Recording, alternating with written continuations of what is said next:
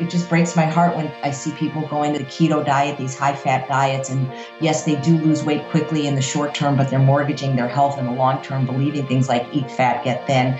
Our ancestors did not eat extraordinary amounts of fat. They had nuts and seeds and avocado. They were seasonal. They had some animal products. I interviewed Dr. Doug Lisle quite a bit. He's an evolutionary psychologist that works both at the McDougall 10-day live-in program and at the True North Health Center. And he said we evolved at a calorie density of about 700 calories a pound. We were eating a little bit of animal products and a little bit of honey, but for the most part, we ate what I call to the left of the red line: fruits, vegetables, whole grains, and legumes.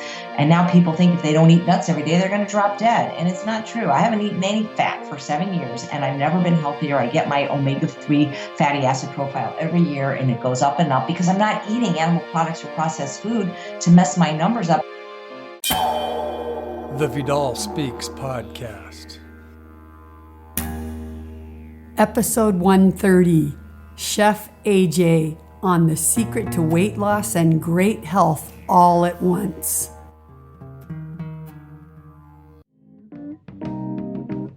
Welcome to Vidal Speaks. My name is Deborah Vidal, former 11-year LPGA golf pro turned classical homeopath, certified plant-based nutritionist, and wellness coach. Each week here on Vidal Speaks, we bring you knowledge, inspiration, or natural remedies to help you take charge of your health and feel your best. I believe health is freedom and knowledge is power. So tuning in each week will give you the power to take steps towards freeing yourself from the chains that hold you back from having the energy to do all you want in life. No matter where you are in your journey of wellness, Vidal Speaks can help. I promise. Hello, my friends. How are you guys?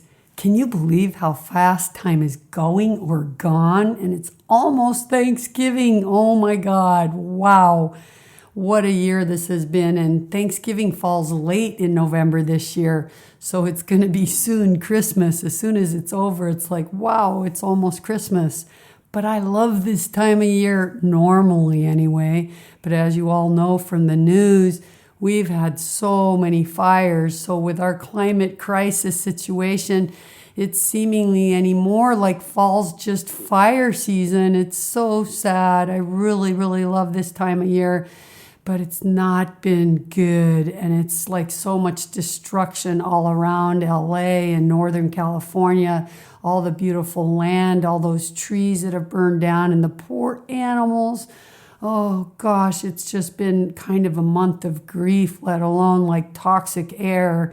I just wonder when the people in charge of our administration are going to get it, because we're in dire straits regarding our climate crisis, and it makes me so angry.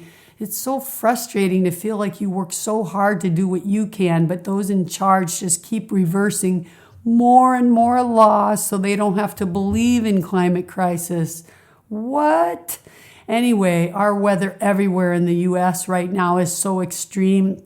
It's not just been LA, that's for sure, because right now you're hearing about 150 car pileups back east from so much snow, and people are saying this much snow in early November, that's crazy. But anyways, we have to try to just keep doing our best. And the hardest thing for me is like today we had dirty air warnings.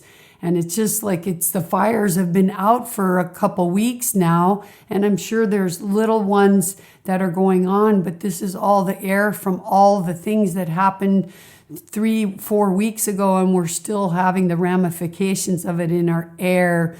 So we just have to be careful, and we just have to keep doing our best and focus on the good. And the good right now for me is that I love the holiday season so much. And as it starts to get dark earlier, I always feel like Christmas is in the air.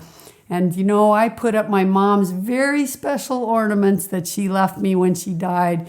So for me, they're so beautiful and I love them so much, and I hang them from a beam in my house. And this gives me the feeling not only of my mom's energy in my house, but that yes, it's the holiday season. It's a beautiful season, especially if you do it right, because many of us crash and burn during the holiday season. But that's why I have a very special guest today, because it seems like one of the themes of the holiday is to overdo things. We can spend too much, party too much, and of course, that means eat too much.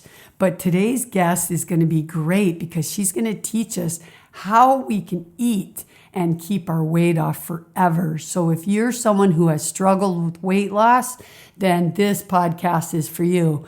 But if you're someone who's never had a weight problem, then this podcast is for you, because it's not only weight loss, it's how to achieve great health. So it's true, though, that there's always some rules, right? It's never eat all you want, anything you want, right? So there's always some kind of guidelines.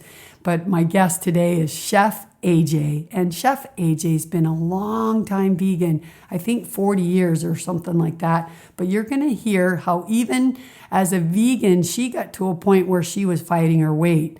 Her latest book, which tells you how you can eat almost whatever you want as long as you follow a few rules and never gain weight. And her book is called The Secrets to Ultimate Weight Loss, a revolutionary approach to conquer cravings, overcome food addiction, and lose weight without going hungry.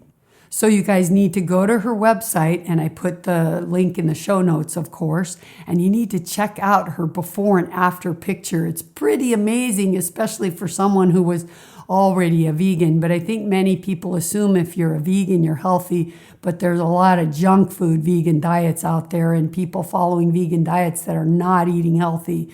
But anyways, I met Chef AJ at a vegan function here in LA, and she agreed to come on my show as a guest because I think she just has so much to offer all of us because she's a longtime vegan and she's tried about every kind of vegan diet, including a raw vegan diet. And so she speaks a lot from experience. And you know me, I love to have a dialogue and dig into people with tons of questions because she's just got so much knowledge. And since she's tried everything, and me too, because I'm a longtime vegan, and all along the way, we have our experimental periods where we try things, but that's how we can speak from experience. So in this interview with her, I ask her lots of questions, and that's going to make you guys so happy because then you get to learn so much from the interview with Chef AJ, and that makes me happy. And then one more thing before I tell you about her, I just want to say thank you to all of you guys out there again that filled out my questionnaire when I asked you what question would you like answered. If one question had to be answered in my supplement course called To Supplement or Not to Supplement, what would that be? And so I just want to say thank you. That was very helpful. And I'm going to be doing a relaunch of my course, hopefully this week, but very soon. I'm just waiting for the guy that shot the videos to send me one more of them because one of them didn't get put up right. So I'm just waiting for that. And he's having a little bit of a family crisis right now. So hopefully it'll be this week, but I just want to tell you guys that you're not going to get the special offer unless you're signed up on my website, and it's going to be something really, really special. And I'm going to send some videos that answer those questions that you sent me. So be sure that you're signed up on my email list and get that offer, because I just want to let you know that there's no other way you're going to get that offer unless you're signed up on my list, okay? All right, so let me tell you guys now about Chef AJ, and then we'll get started with the interview.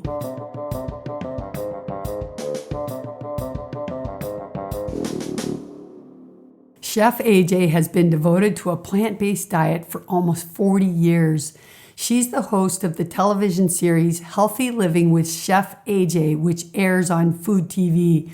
With her comedy background, she has made appearances on The Tonight Show starring Johnny Carson, The Tonight Show with Jay Leno, The Late Show with David Letterman, and more. A chef, culinary instructor, and professional speaker, she is the author of the popular book Unprocessed: How to Achieve Vibrant Health and Your Ideal Weight, which chronicles her journey from a junk food vegan faced with a diagnosis of precancerous polyps to learning how to create foods that nourish and heal the body.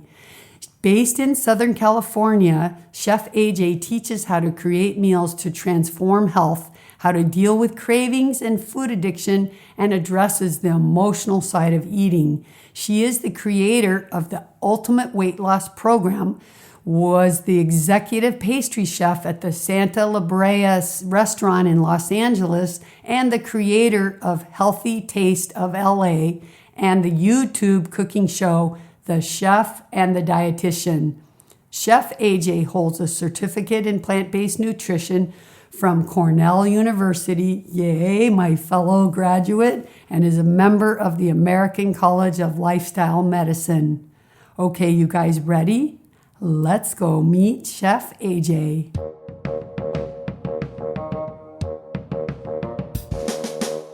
Hello, Chef AJ. Welcome to the Vidal Speaks podcast. And I'm really excited to talk to you today, not only about your latest book, but just in general about, weight loss and vegan diets and high-fat diets and all those things. So thanks for joining me today. My pleasure. Thank you for having me. Oh, you are so welcome. Really, it's my honor. So let's start because I always, I'm a homeopath and I always like to know a person's journey. And I know about your journey a little bit from your books and all you've shared. You're candid and open about how you got on this path, but I'm not sure all my listeners know that. So can you tell us a little bit about your history, just about food in general and how you came to be a chef and especially a plant-based vegan chef? Absolutely. I actually kind of became a chef kind of accidentally. It's funny because growing up, it's funny, what I really wanted to be was a veterinarian ever since I was a young child. But instead, I always say I became a vegetarian. And the reason is I've always loved animals, all kinds of animals, particularly, the ones that we keep as in our home that we are the guardians for, because it's kind of hard to have, a cow in your house, although I do love them as well. Right. Just met my first desert tortoise the other day, and it's like every animal I meet, I'm like, oh, I wish I could have them, but I know it's not realistic necessarily. So I've always loved animals, and from a very young age, I was born in 1960, and I don't even think the word vegan was coined yet, or if it was, nobody in Chicago knew it. But I knew I didn't want to eat them. It was just, I was born that way. It was just, to me, it was wrong. It was weird. I didn't get it. But, our parents did the best they could with the knowledge they had back then. We didn't have the internet back then. Neil Barnard was born, but in 1960, I think he was probably just, a young kid. We didn't have PCRM to tell us, that we can eat exclusively plants and not only be healthy, but actually thrive. And so my mom's like, no, you got to have your protein. This is what they were taught. And so, I did eat meat growing up. But the good part is we were kosher.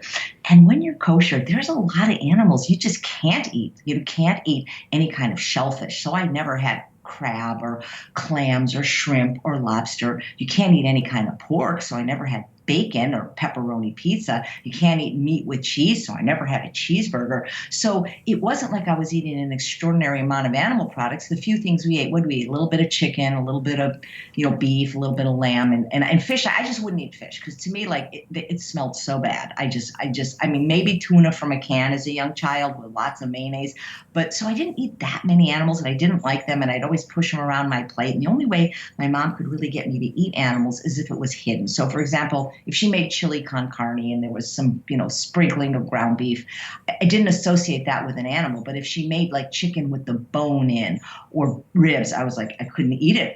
That's probably why I couldn't eat fish, because fish looked like fish, It's so funny because that's actually the same story of me. I was really born, like I just couldn't eat. I mean, even at an even younger age, like 5, I would cry having to eat meat because I related it to the cow. And so I can totally relate to what you're saying, loving animals, and then the awareness hits. But yes, your parents are feeding you, and same, my story is similar as yours. My mom was British. She wasn't a big meat eater, so when we would eat it, it would have to be hidden. Exactly. hidden in the tacos where it's filled with just a little meat and all this other stuff. Or I love if I had to eat a burger, it was always, where's the beef burger? So you could hardly find the meat, with all the other stuff on it. And just the idea, I think it's so cool that there are people that become that aware of eating an animal. Even as a kid, there's just something about that that's amazing. When you love animals, it's so natural, isn't it? Absolutely. Somebody said to me at a very young age, she happened to be a veterinarian. She said, if you love animals called pets, how can you eat animals called dinner? And it just made so much sense to me. Wow, that's a good statement. So Yeah. anyway, go on. So then from there, how long did it take you to become a vegan? Right. Well, so it took me till the age of 17, and I can tell you my exact date because it's been 42 years now. It was September 1st, 1977. So I was 17 and a half years old.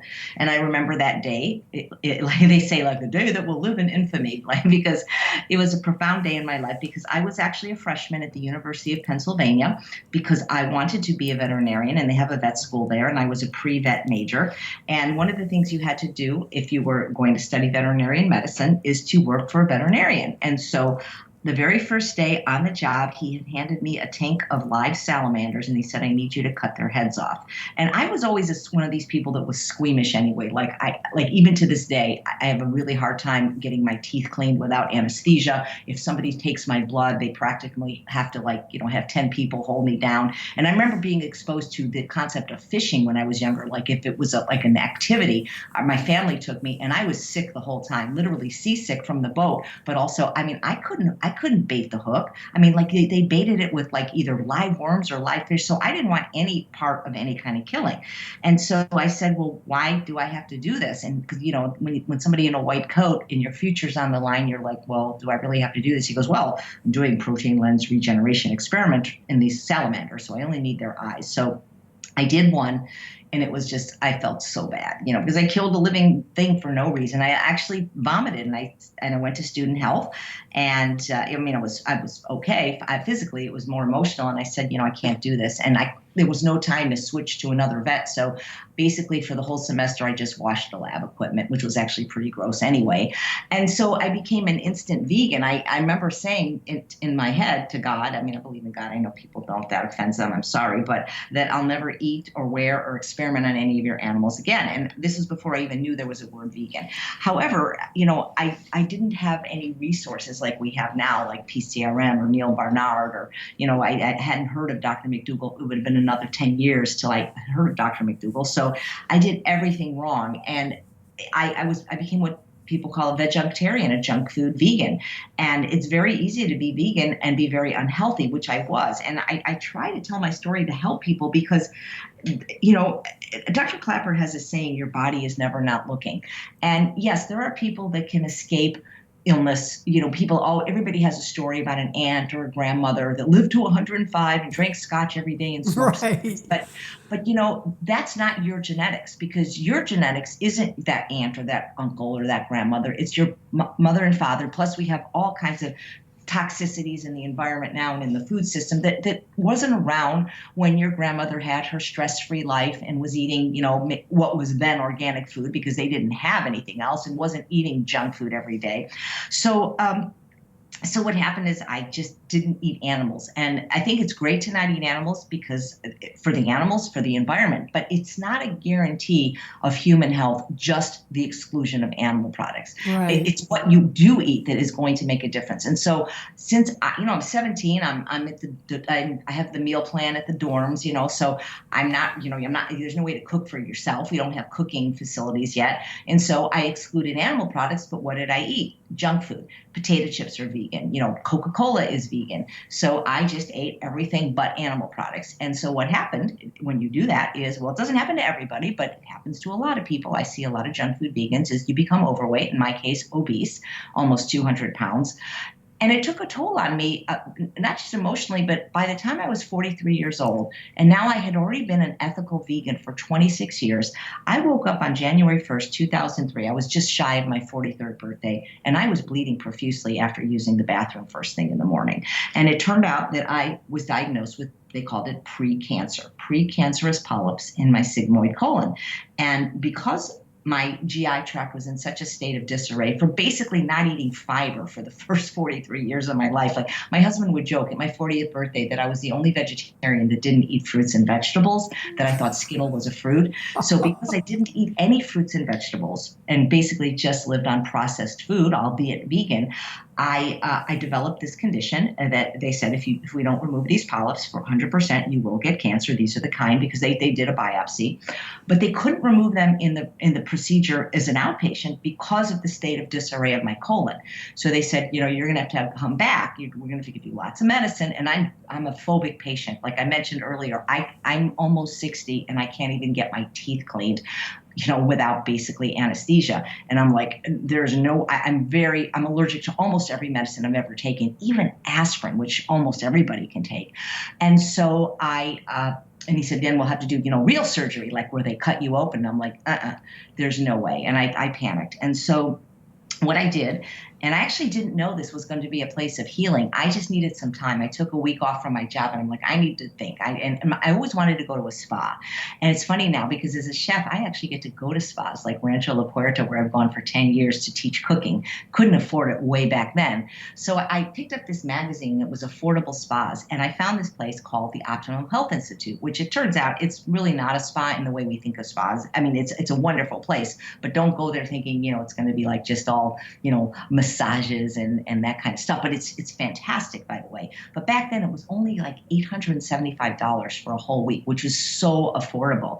And so I was just going to go there. I read about it in this magazine. I had no idea it was going to change the trajectory of my life, because once I was there, I realized what it was. And it really was a place of profound healing. They have a location in San Diego and one in Austin, Texas. I have since been to both, where through a raw food diet, and by the way, a vegan, of course, I think raw food is great, but I don't think that is the only way to heal from cancer or other things. I think if I had just eaten a healthy plant-based diet like I ate now, without the sugar and oil and salt and flour and alcohol and caffeine, I could have healed as well. But this was what they did. And there was classes all day taught by nurses and chiropractors and psychologists. And it was just a wonderful experience. And I stuck with the program for a couple of years. And 6 months after going to Optimum Health, I remember I checked in. I can tell you the day because it's the last day I had sugar or caffeine. It was July 6, 2003.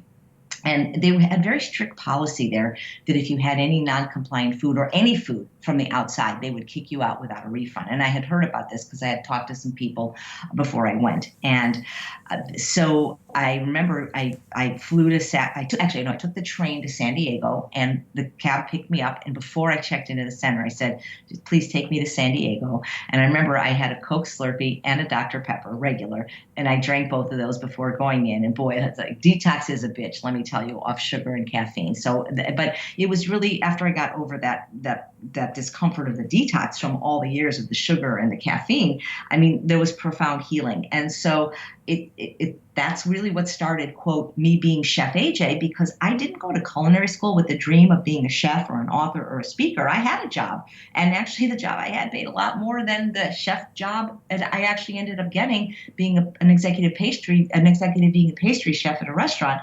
I was an activity director at a retirement home. And the reason I went to culinary school was because when I got home from Optimum Health Institute, I really didn't. They don't teach you how to make the food until the third week of the program, and I could only get a week off work at that time, and then I ended up doing the second week. And so what I was doing was I was doing a raw food delivery service, that got very expensive after a while. And I said, what, if I'm going to stick with this way of eating, I'm going to have to learn how to cook this kind of food, and it's going to have to taste better than what they gave us at Optimum Health, which was basically some seed cheese, which was sunflower seeds and sesame seeds that was fermented, and lots of raw vegetables and fruit, and not much else, to be honest, sprouts. And so I took a leave of absence from my job in October of 2003, and I went to culinary school. And so that's kind of how I became a chef, kind of accidentally, and really a vegetarian. I accidentally. If you had asked me at the age of 8, 9, 10, or 11, what did I want to be when I grew up, I would have told you I wanted to be a veterinarian. That's so interesting because that is part of an ethical vegan's journey, really, is because of their love for animals. I, too, wanted to be a veterinarian. I just want to tell you a quick, funny story because it's a little bit similar, but it wasn't about killing. But I had a Siberian Husky, and it was time to have her spayed. And my vet, I was living in Vegas. He's probably still a vet now there, but he had a cool name. His name was Dr. Doganoff. And his license plate was always Dr. Dog. And he was my vet, and I liked him so much. And so when I took him in and he said, yep, it's time to have her spayed. And would you like to come in for the surgery? Because he knew I wanted to be a vet. And I said, oh, that'd be so fantastic. And so I got to suit up into the gown and, be sterilized. And I went in and I'm standing there and they do the anesthesia. And then they take the scalpel where they cut the stomach. And they must have hit like a little vein or artery and blood started coming out and I fainted. And that was the last day because my dad is a medical doctor and he kept warning me, no, don't do it. Because it's like when you have to go and watch your child have surgery, it affects you more than when you watch or do surgery on a patient because they're kind of a patient, a non-thing. But when it's a family member, you're too emotionally involved. And so he was right. That was just too hard for me to see that. But that was the end of my veterinarian wish for. And then like you said, as you look at what they're doing, I just see they're suppressing things. They're not working on natural good health. And so in the end, it was the right decision. But that's so interesting that your story ended as fast as mine, your desire to be a vet. That's cool. I love that. Yeah, absolutely. And how is chef school now for people who want to be plant-based? Well, I haven't really followed it. I think the place that I went, which is called the Living Light Culinary Arts Institute, I think they may no longer be in existence, or maybe they're just doing online stuff. I know that there's a school in New York that my good friend Chef Darshana Thacker of Forks Over Knives went to that's not 100% vegan, but has many vegan options. Is there, but the way I eat now, or the way I teach people to eat, especially if they really want to be healthy, if they already have some kind of lifestyle disease that they're trying to reverse, isn't just this kind of designer vegan that I learned in culinary school, but I call it SOFAs free, no sugar, oil, flour, alcohol, salt. It's basically unprocessed, whole, exclusively plant food. It's plant Yes, I know this is what you're well known for, and this is what you've been doing, and I want to get into that. But since you were talking about, I know didn't you have something to do with the restaurant here in LA called M Cafe? I didn't. I did. I'm very good friends with the chef there, or he was the pastry chef there, Chef Eric Lechasseur. We actually did a show called Cupcake Wars together. But the only restaurant that I had maybe anything to do with, well, there's actually a few. There's 3 in LA. One is called Sharky's. It's a fast food Mexican restaurant that has many vegan options, but I don't know why after 10 years it won't be on the menu, but it's on the secret menu. They have the Chef AJ Burrito Bowl or Plate, which is oil-free but not salt-free. You can't get a restaurant really to go salt-free, but it's basically, beans, rice, pico de gallo, a little bit of guacamole, and a lot of their stuff is organic and no oil, and they can do it in a burrito as a plate or as a bowl, or you can get like corn tortillas for tacos. So that's kind of cool because I had the CEO come to my class and I explained a lot of these health principles to him. There's a restaurant called Follow Your Heart, which I didn't really have a lot to do with other than the owner did take my class, and she actually has an SOS-free menu now that's fantastic. That's in Canoga Park. I think it's the oldest vegetarian restaurant in California, actually. Mm-hmm. And I'm trying to think, Hugo's. At the time, the manager had taken my class, and I think maybe one of the owners. Yeah, actually the owner did. And they have, and again, it always seems to be on the secret menu, but they do have lots and lots of oil-free options. And then there is a restaurant called the Original Pizza Cookery in Woodland Hills, and they did do an SOS-free menu for a while. I don't think it really took off, but they do have vegan options. So I try to influence the restaurants that I want to eat at so that I can eat there. Right, exactly. So you were talking about there was a point in your life when you had the diagnosis of your colon polyps that you were doing raw, and I'd like to spend a little time right here since it came up, because we all know it is a very extremely healing diet, and most people that are given the cancer diagnosis and they do research and want to avoid the Western treatment of chemo and radiation, that's the one really, really common journey is the juicing and the raw food, which has healed. I think if there's one thing in common that everyone, if you look at all the people that have healed naturally, that's probably the highest would be juicing, and maybe next would be raw. And then after that, it would be it's definitely some kind of vegan journey. But I'm curious what your experiments. I might say that there's one diet that's even better than the juicing or the raw, which a lot of people overlook. And you might want to have this, doctor, on your podcast, which is fasting. because when you do nothing and let the body be at complete rest, they've actually have studies in the medical literature now of people that have overcome cancer from therapy. I'm talking about therapeutic water-only fasting when done safely at one of the facilities, under medical supervision. Yeah, I did. I had Dr. Clapper on for a fasting, but I'd like to do more episodes on it. And that's true. That is the highest level of healing. There's no doubt about that. And many people, don't take that avenue that should, because it's actually very, very efficient way of healing the body, to put the body into a state with no food and just water to do its own healing. And I know of True North, and I also know of one in Florida. So it's becoming more and more easier to have access to, yes, to there's this. actually one that opened about a year ago in Yorba Linda near Disneyland called the Fasting Escape. And I bet all those doctors that you mentioned, Dr. Nate Gershfeld, Dr. Frank Sabatino, and Dr. Alan Goldhammer, would be wonderful guests for you, because they all can talk about this so eloquently, much better than I. Oh, that's cool. Maybe you could help me get some contact. I'd love to have them on my show. I would be happy to introduce you to all three of them. They're some of my heroes because of the work they do. So, again, I'm not here to argue raw diet versus cooked. The thing is that's what people do, and it's great, but we don't have studies to show it. I don't think that if people steam their broccoli, that's going to make a difference. You know what I'm saying? Well, I think it's what it is it's because they're flooding their cells with all these micronutrients with the fruits and vegetables that they probably weren't getting before. Because, the truth is there are certain micronutrients that actually become more bioavailable when you cook them. For example, greens. The lutein is much more bioavailable when you lightly steam your spinach or kale than if you juice it or eat it raw as a salad. All the carotenoids in things like carrots, same thing. The lycopene in tomatoes. So I think, I think it's how you prepare the food versus whether it's raw or cooked that's going to make a difference. The thing is we want people wherever they are to eat more fruits and vegetables. Right, of course. I've been on the journey, over, as you probably have too, over the course, because I've been pretty much a vegan since the age of 11, and so I'm on the same path as you have been. But as you know, you go through all kinds of trial and errors of different diets. But I certainly have tried 5 different times, not successfully, to do a only raw food diet. And it's just, there's something I did, believe it or not, because my partner has a pain syndrome. We just came off an 18-month of eating fruit only.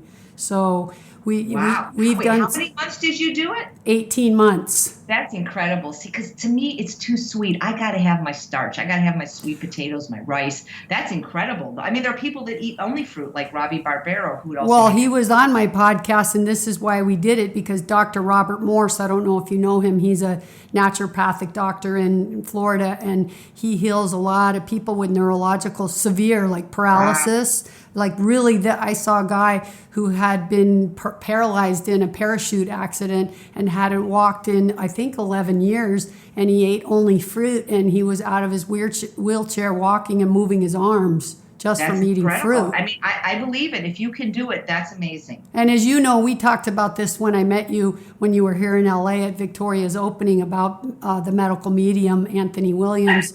He's a pretty big, mostly fruit, and Robbie Barbero, is kind of a big follower of him too. So this fruit only, we started because we were trying to heal Lloyd's neurological problem, if that's what it is. We don't know the cause. He woke up from a neck fusion with painful numb feet, and it's never gone away. So we thought it was worth trying. And then in January, it was 18 months, we decided to try to just go raw again instead of just fruit, so we could add some more foods. And I actually do much worse when I start. I do great on all fruit. It's no problem. My body felt fine. Yes, like you, I crave so much my starchy vegetables, but eventually you get over that. And and we did it, and I'm really proud we did it. We did 10 days of only grapes. We did, there's so many drastic things I've tried in my life, but it's all good willpower practice.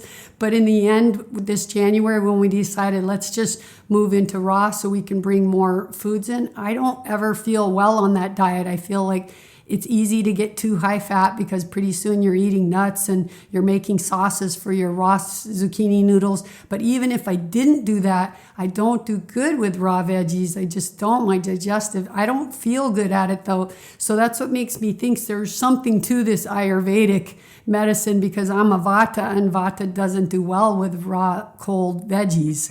I know what you mean. I found it very difficult. I was raw for 2 years, from 2003 to 2005. Not only was it harder socially than even just being a regular vegan that eats cooked food, but I was freezing all the time. That's actually one of the reasons I moved to the desert. When it's 118 here, I'm like, oh yeah, it's nice out, So, Yeah. so it was hard for me. Also, like you say, I mean, unless you're willing to eat really large volumes of food and eat often, it's really hard to get enough calories on just fruit or fruits or vegetables because of their low caloric density. And so what happens is many people don't want to just be chewing all day like that. So they turn to the high fat vegan foods, like they teach you in culinary school, the olive oil, the tahini, the avocados, the nuts and seeds, where I think it's much better preferential to get your calories from starchy vegetables and tubers like potatoes and sweet potatoes and winter squashes. That's just my opinion. That's what works for me. If whatever you're doing works for you, do it. Yeah, exactly. But it's just, I like having conversation with other nutrition-minded people, and in your case, even chefs, so knowing preparation of food, but also all the experiences that you've been through, because anybody who's been a vegan as long as you or me has tried a lot of things. And so I can say from experience, not just something I've studied, I've done it and I've tried it 5 times, and I always fail at the same point. It comes down to, I don't know if you know who John Rose is, but he's one of the few people that I know that can be a raw foodist, because he eats fruit and then he has a 6-pound salad, but that's 4 heads of lettuce and a head of kale and no fat on his dressing, just squeezing a lemon and half of avocado, and that's it. And I just don't feel like I want to live my life eating a 6-pound salad, and I don't do good with raw greens like that. I bet he poops great. What's his name again? I'd love to look him up. John Rose. Yeah. That sounds interesting. And the doctor that you said that told you to eat all fruit was Dr. Morse? Yeah, Dr. Robert Morse. They have hundreds, thousands of videos on YouTube. Wow. Check them out. Dr. Morse, I did his iridology training, and I took his International School of Detox. He offers showing you how to detox the body, and he does it all with fruit. Most I would say all raw, but really if you can do it, all fruit. If not, fruit in a salad, and that's it. And he gets a lot of people well when people have been given up on by their doctors. So this has been my journey the last few years to experiment with that. But I always come back to listen to your body and how I feel. I felt great on all fruit, other than, I miss my baked potato. And yes, me too. I get cold easily. And I think that's in Ayurvedic, that's the Vata energy, because putting raw food into your body isn't a warming thing, it's a cooling thing. And Vata people are usually too dry and too cold already. So I do better with a soup than I do, say, with a salad or a raw veggie dish. I do much better with a soup. I can just feel my digestion working. And I, too, am one of those people like you that believes a beet cooked and a carrot cooked and a turnip cooked has more value than raw. In some ways, many people say you shouldn't eat them raw, and they give you their reasons why. But you can find any answer you want. The bottom line is, how do you feel on that food? And I never felt good eating raw veggies. Right. People do have to learn to listen, not just to their doctor, but to their body as well. And especially like people with GI stuff. Like I when I traveled out of the country, I developed IBS and SIBO. I got I got very sick in Mexico, where I teach there frequently. And now, I still eat salads, but I have to really chop them really, really well. And I just do better with lightly steamed vegetables. Yeah, no, I totally understand that, even though that might not be the case for everyone. I certainly understand that.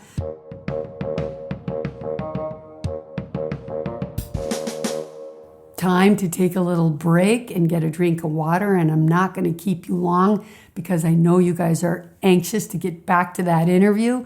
So I'm just going to ask you one favor, because the holiday seasons are around the corner, and I know you have lots of choices to use Amazon for your shopping and lots of choices to use other people's Amazon banner.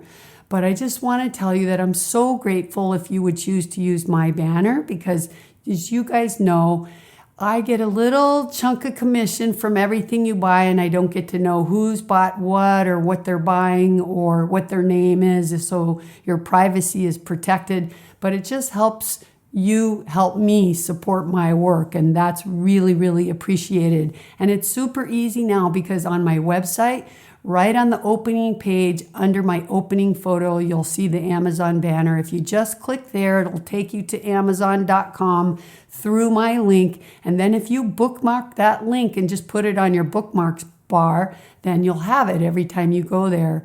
So thank you in advance. And I so appreciate all of you that have chosen Vidal Speaks banner for your Amazon shopping needs. So thank you. Thank you. I love you guys. And are you ready? Let's get back to that interview.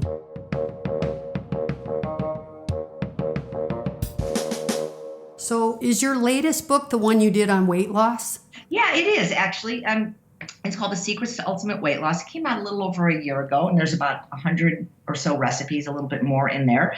And it's a little bit different than my first book on processed, because it is a low-fat book, because I learned that even though I was so much healthier when I switched from my junk food vegan diet, which included daily Slurpees and Dr. Peppers, to an unprocessed diet of all the whole foods like fruits, vegetables, whole grains, nuts, seeds, avocado, things like that, that for me, and I'm learning for many people, especially for people that are women that have been overweight much of their life, eating those higher fat plant foods while they are healthy did not facilitate easy weight loss or weight maintenance. And so then when I followed more of a Dr. Esselstyn, Dr. McDougall, Nathan Pritikin approach, the fat you eat is the fat you wear, and True North too, they do about 10% fat and got rid of the added fats. I'm not saying people have to do it forever, but it really did jumpstart my weight loss. And it was the first time that I was able to lose weight effortlessly while still eating large volumes of food without going hungry, and actually keep it off. So I'm now, I first became fat at the age of 5. I was obese by 11 at 160 pounds before I was 5 feet tall. Like I said, 200 in my 20s. I've maintained a 65, or depending on where we're saying I started, 50 to 65 pound weight loss now for almost 8 years now, eating this way, which it's actually delicious. It's easy. It's pretty darn affordable, and it has some really tasty recipes. Even if somebody didn't need to lose weight, I think a lot of my recipes are very delicious, like my Chipotle bean burger, my lentil chili, and it follows the dietary guidelines of the True North Health Center, where I've been a guest chef and lecturer for the past 10 years, which it's called SOS Free, no sugar, no oil, no salt. And it also touches on my story, and it also helps people that identify with refined food addiction. It helps people overcome or at least manage their food addictions and cravings. And I'm very proud of the book. And, it took a long time to write, probably almost 5 years. Wow. Yeah, I looked through it, and I know I could tell that you'd put a lot of work into that. And I've seen some of your YouTube videos of you making recipes. So it's really, and I love how you're really candid about your story and your journey, because people can relate to it.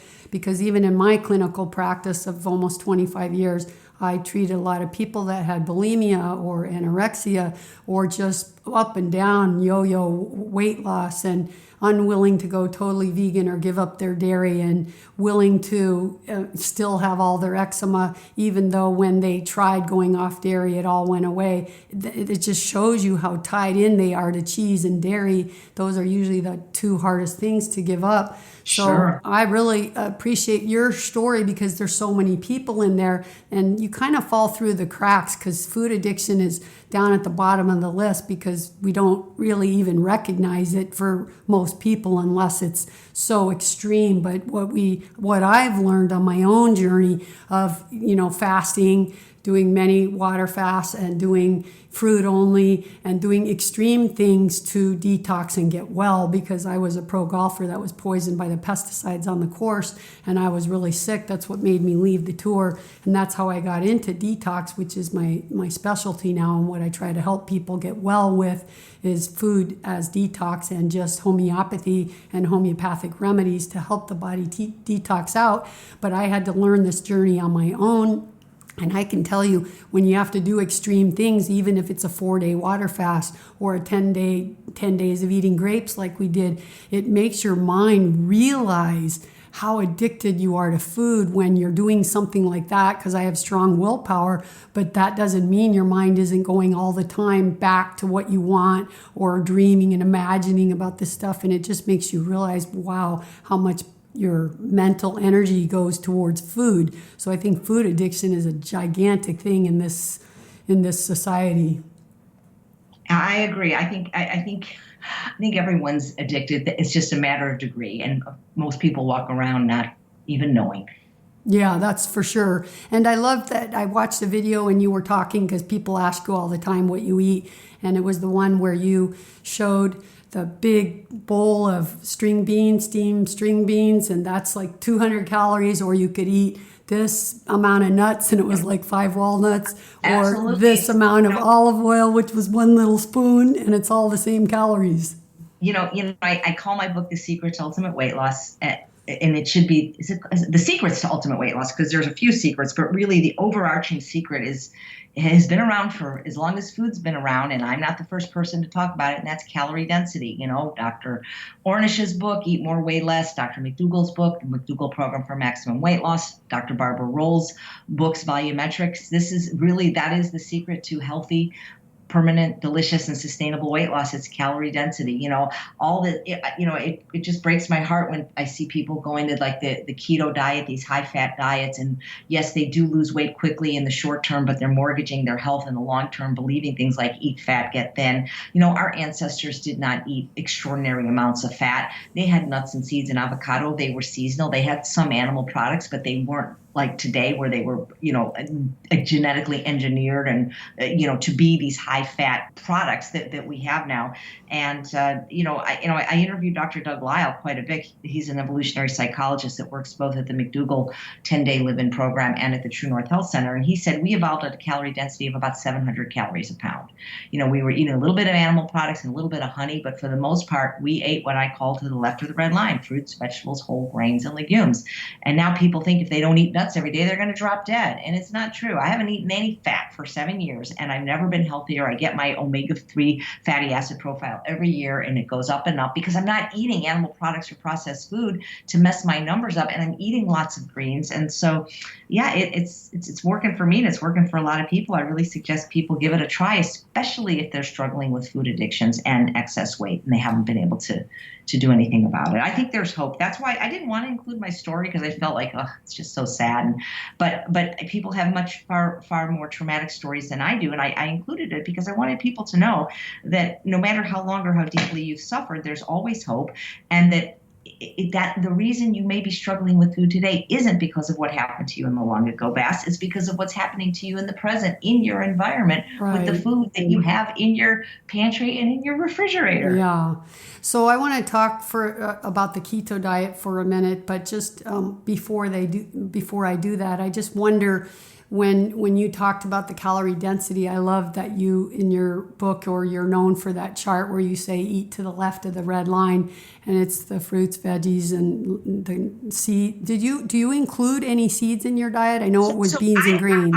What I do is I don't include them because I feel I need them. But flax seeds and chia seeds that's what I recommend that people have every day, because people even that have binge eating disorder, people don't really binge on flax and chia seeds the way they might on pumpkin seeds or sunflower seeds or nuts. But I use them a lot in recipes because they have wonderful culinary properties. For example, anytime I bake, flaxseed is a wonderful egg substitute. When you mix flaxseed with water, you have like a vegan type egg. Chia seeds are fantastic for thickening everything from sauces to salad dressing. So I do use those, but I don't use them to the degree that, oh my God, I didn't get my, whatever, this nutrient in today. That to me is very reductionistic. And I think if you eat enough calories from a wide variety of plant foods, you're going to be fine. Dr. Lisle has this wonderful video about nutrient obsession. And, I've been volunteering at a hospital now for over 30 years now, and I've never seen a patient in there because he didn't have enough nuts, or he didn't have enough seeds, or he didn't have enough nutrients. And I've been to a funeral because of that. People worry so much about deficiencies when the true problem is excesses. Yeah, and if there is a deficiency, it's fiber, not fats and other things, right? But what about essential fatty acids when you're doing a low fat or no fat diet? Do you ever worry about that, or do you ever feel the need to supplement? It's just, Yeah, I'm asking you because people right. ask me, and I know my listeners are curious about this. Well, this is a great question, and I'm going to refer you to the answer because you had already mentioned you had Robbie Barbero on as a guest, and Robbie Barbero produces the wonderful annual Mastering Diabetes Summit. And this year he had a guest named Dr. Rick Dina on, and he blew this all out of the water about whether or not we need to supplement. And that interview is actually available online for free. You can listen to it, or better yet, have Dr. Dina on your show to explain this. So do I worry about this? I absolutely don't worry about it because, as I mentioned, every year when I have my physical, I get what's called a fatty acid profile where they check my omega-3, my 6, my ratio, my DHA, my ALA, my conversion. And as I said, every year since I stopped eating nuts and seeds and overt fat, my numbers just get better and better. But remember, I'm willing to eat greens and lots of vegetables. Some people aren't willing to do that. For people that feel that they're having a problem, there's nothing wrong with including an ounce of nuts or seeds a day, that's or even taking a vegan derived DHA if they feel they need it. But see, I don't worry about that. Yeah, me neither. I eat for almost 8 years now. I've eaten what I call a Gold Hammer Perfect A+ diet, and my blood work is stellar. So for me, I may be slender now on the outside, but on the inside, my brain is still a food addict in recovery. And you give me one Brazil nut, and then I'm eating a pound of pistachios. Yeah. I can't do it. They're trigger foods for me. If you can do it, great. But there are some people, and I've worked with thousands now, especially women, not so much men, that until they go to a truly low-fat diet with no added fat, at least for a period of time, their weight loss, they just can't budge. And a person that really knows a lot about this is Dr. Rosanne Alviera, a geneticist at UC Davis, who I've interviewed, that explains the reason. And people vary genetically. And all the doctors that are insisting we eat nuts every day, first of all, they're male. They've never been overweight, and they're not food addicts. And they just don't get that some of us can't do it. Yeah. And I think you have to worry about it. Like you say, I think you have to worry more about, are you getting enough fiber? Are you getting enough water? Are you getting enough greens? Yeah. Not are you getting enough nuts, seeds, and avocado.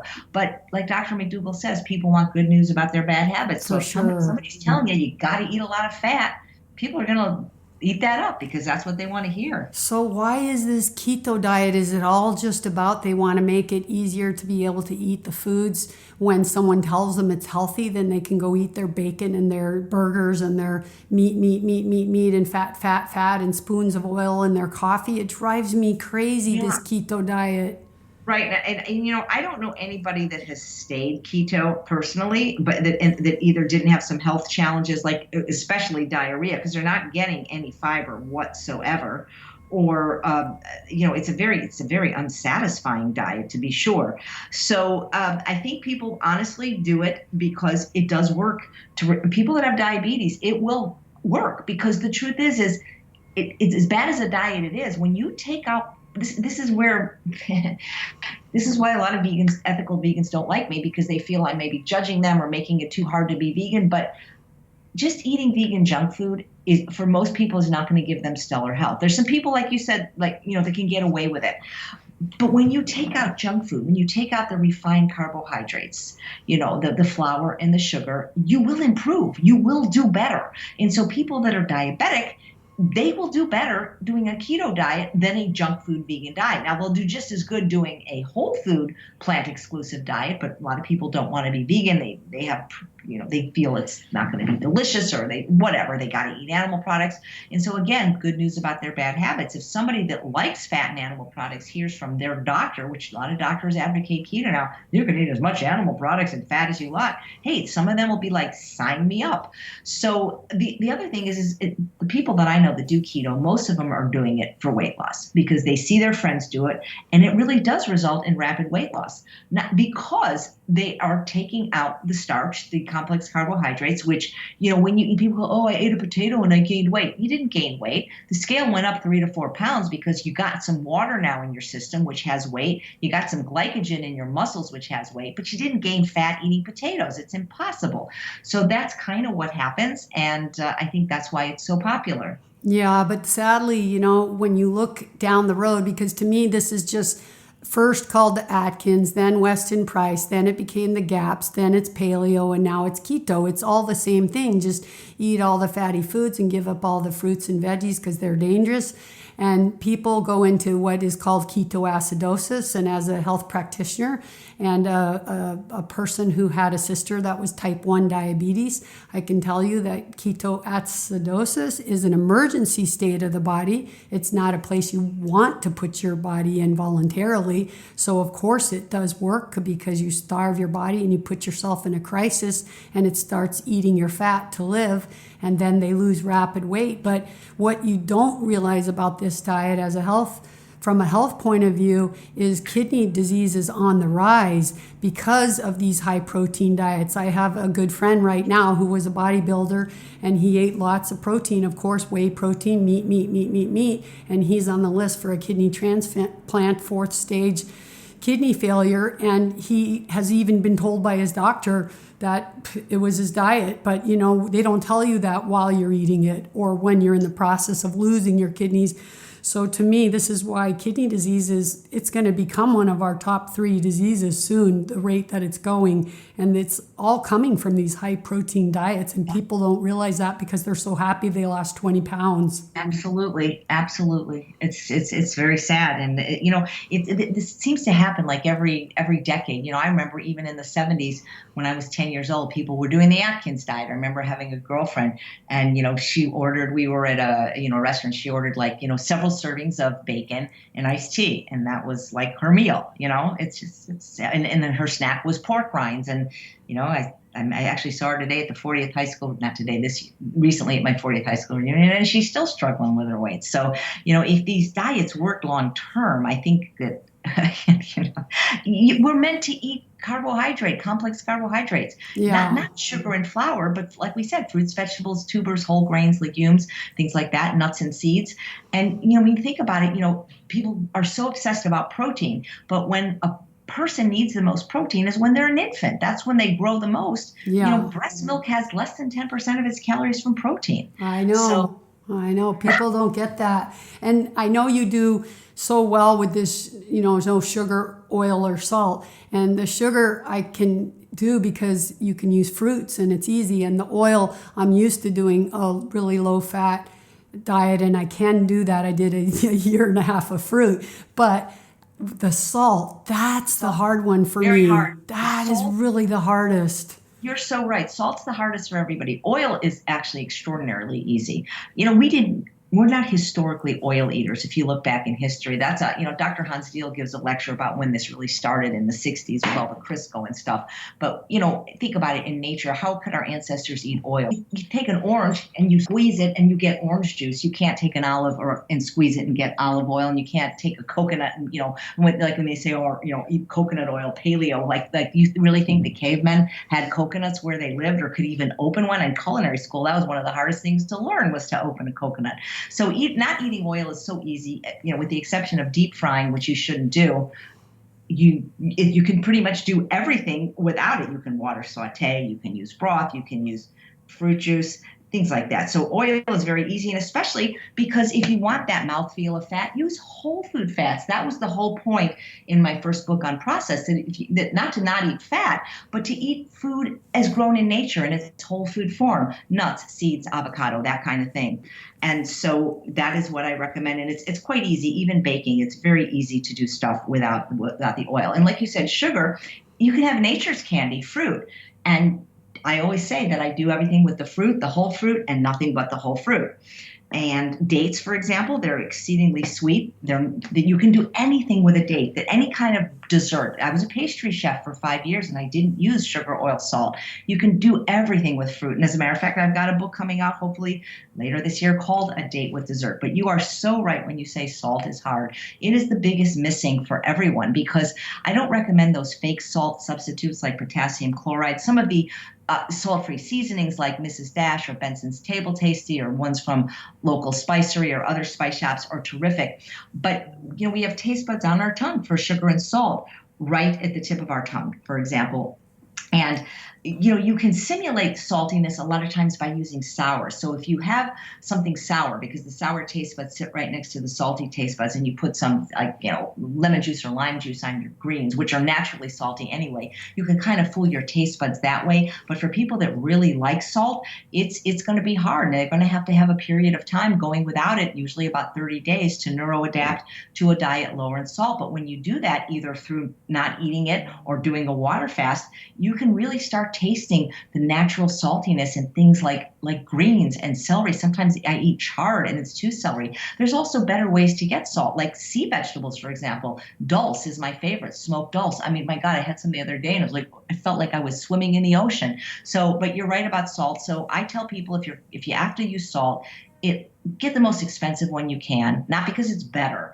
but because then you'll use less, and use it judiciously the way that Dr. McDougall recommends. Instead of cooking with it where it's going to dissipate and you're not going to taste it anyway, judiciously sprinkling it on the surface of your food where your taste buds can taste it. Or instead of using table salt, whether it's sea salt or Celtic salt or iodized salt, which is 2,300 milligrams of sodium per teaspoon, have something like low sodium miso, which is 110 milligrams of sodium per teaspoon, or raw coconut aminos, which is 95 milligrams of sodium per teaspoon. But you're right, it's hard for people to not know. But those are great tips. I really appreciate that personally, and I do use those products for that reason, because sometimes I just even cut up an olive to put in, because at least it's salty, and it gives you you can have one and kind of go, oh, okay, good.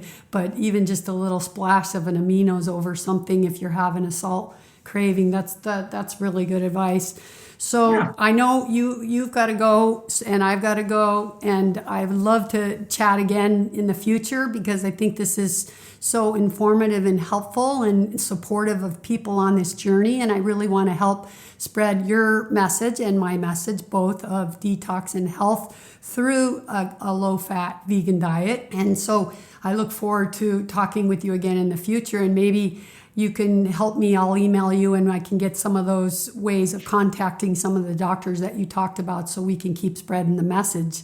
It would be my pleasure. Thank you. And Chef AJ, before we go, though, I want you to tell people where they can buy your book, your YouTube videos, where they find you and all that stuff, so that people know how to follow you more. Sure, thank you. Even if you were just to Google Chef AJ, it would lead you right to my website, which is Chef AJ website, which you can subscribe to, and we'll send you a bunch of recipes that I really like. Best place probably to buy my book is Amazon. It tends to always be the lowest price. And my YouTube everything is pretty much either my name, Chef AJ, or the real Chef AJ. Chef AJ was taken on Twitter and Instagram, so I'm the real Chef AJ there. But on Facebook and YouTube, I'm Chef AJ. And if you subscribe to YouTube, I do at least one video every week. It's usually a recipe, and I've probably got over 400 YouTubes now. So I'd love to have you check out my work and see if it resonates with you. And I can vouch for that. They're good, and it's fun, and it's always fun to learn new recipes. So thank you once again for joining me today. I really have enjoyed our conversations today, and I look forward to doing it again. Well, thank you so much.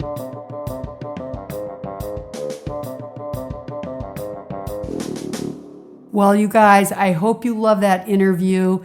It was a really fun one for me, because I love to talk to a person who's kind of been on a similar journey.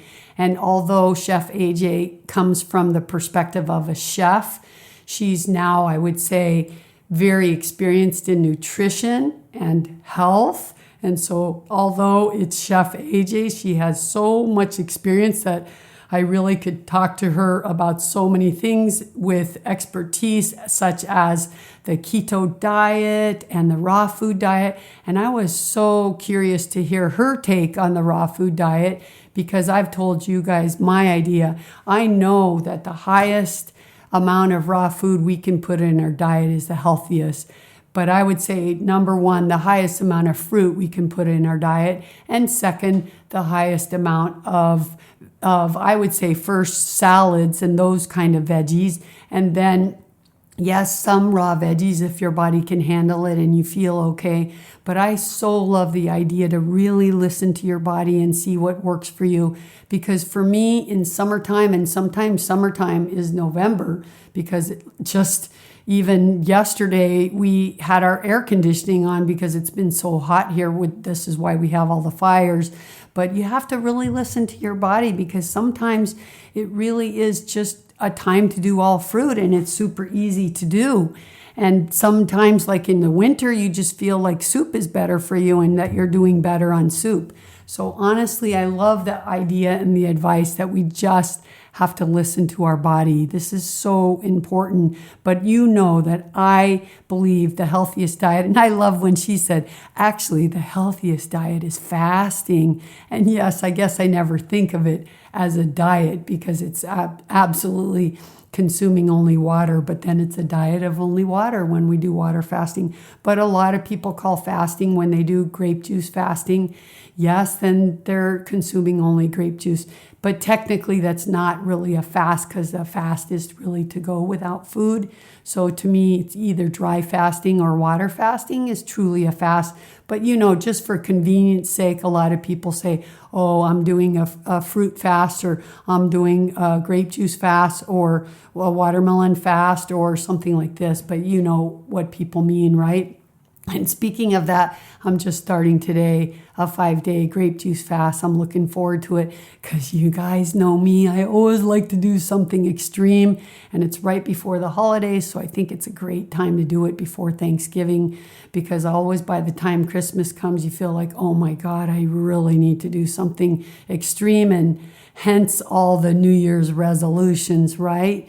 So anyways, it was a great interview for me to do, and I was really surprised to hear her story and how it mirrored so much my story of loving animals. And when she had to cut the head off that salamander, and then she promised God she would never eat another animal again. That's funny. And then her desire to become a vet, and I had the same thing. And I think many vegans that are ethical vegans to start with start out this way because they're just aware.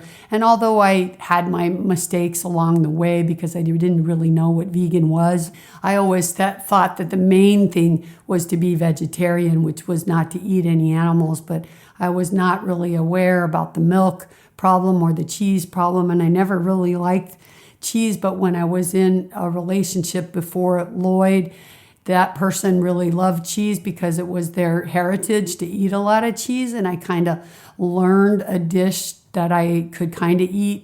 Some cheeses can stink so bad when they're not melted, and then you cook them and then the stink goes away. And there was a cultural dish that he taught me to eat, that they eat potatoes and they put this kind of cheese over the top. And I did that, and I look back and I kind of really regret those days. But thankfully, I didn't love it so much and didn't do it so much.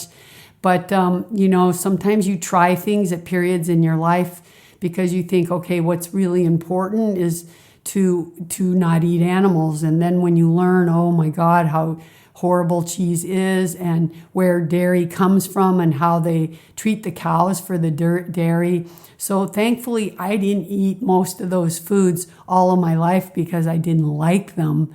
So I'm really blessed by that. But of course, you don't do it perfectly because I didn't even know what a vegan was, right? But thankfully, I didn't like mayo. I didn't love butter. But they're putting butter in foods. They're hiding cheese in things. They're putting dairy in things. So I can't really honestly say I was a vegan, but I say that because I always say vegetarian/vegan because I didn't eat animals, at least intentionally, and I didn't drink milk intentionally. And yes, I experimented sometimes when I got paranoid about my health, when people would tell me, oh, you have to eat eggs and you need protein. And of course you would try, but that's one food I really hated and couldn't eat and never did eat. But you may experiment with certain things. So as you guys know, we just have to step by step, we get there. And once you become conscious about what's healthy and how they treat the animal and how animals have feelings, and then it's harder to eat them. And that was never the problem for me. That was easy. I realized that at a really young age. But once you realize that dairy is almost the worst food to eat, and any form of dairy, and how the cows and the poor babies are treated and torn away from their mothers, then you can't even do it anymore, even if you loved it, because once you're conscious, you can't go back and pretend you didn't know something. So I really loved hearing Chef AJ's story about wanting to be a veterinarian and how that led her on her path to become a chef. And I loved asking her questions about raw food. And then the other thing I really loved when she talked about, eating to the left of the red line, because she just makes it so simple. And when you think about the idea where you just fill up with the big bucket of green beans, because that has the same calories, let's say 200 calories of green beans is a gigantic bowl of them versus 200 calories of walnuts, which is 4 walnuts, versus 200 calories of olive oil, which is maybe 2 teaspoons.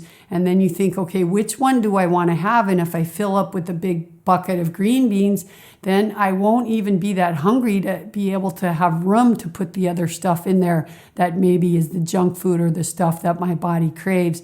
And this is, like she said, this is not really a new revolution or a new idea, because this idea has been around a long time. But she has a wonderful YouTube channel, and I'll put that link in the show notes, because she gives you lots of ideas for recipes, and she uses the Instapot a lot, and so her recipes are really simple. So you guys should check them out if you want some ideas, especially around the holidays. Those Instapot, they're like pressure cookers. They're really fantastic if you want to make a fast soup or a baked potato with it's not really baked, but a potato in the Instapot, and then you can put a healthy topping over the top of it that she teaches you how to make. So she gives you lots of ideas. So I hope you guys really enjoyed that, and you can enjoy our chat about our journey together and just going on the ins and outs and all the differences of a vegan diet. And I really, really appreciated her idea and I would say actually her opinion of the keto diet, because she really is on the SOS diet, no sugar, oil, or salt. And so to hear someone speak about the keto diet, which is a pure fat diet, which always with fat means you're also eating a high protein diet, I really, really appreciated her viewpoint on that, and I hope you did too. And don't forget to sign up with your email on my website so you can get my special offer that's going to be coming out very soon for you to be able to get my new course, to supplement or not to supplement, at a very special rate. All right, you guys, that's it. And I think you know what time it is, right? Yep, it's time to say goodbye. And I really hope you enjoyed the show today, because you guys are my podcast family.